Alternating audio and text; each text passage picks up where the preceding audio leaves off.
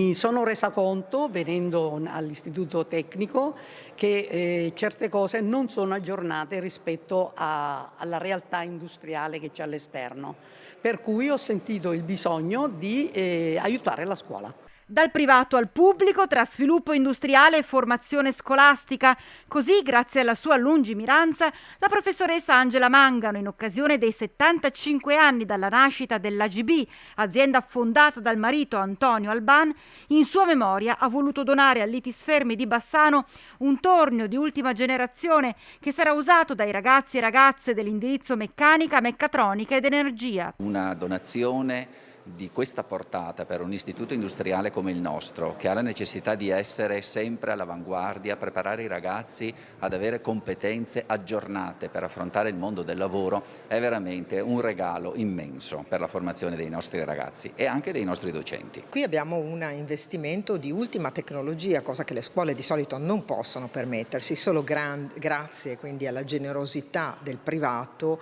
il Fermi si arricchisce di uno strumento che trovano nelle migliori aziende ma che evidentemente la scuola non avrebbe potuto permettersi da sola, imparando così meglio. Il tornio è già attivo nel laboratorio intitolato ad Antonio Alban e sono proprio gli studenti che ci spiegano come funziona. Ed è una macchina operatrice CNC, ossia controllo numerico, che serve a fare lavorazioni su pezzi cilindrici, come ad esempio questo che abbiamo fatto appena adesso, che è un pistone.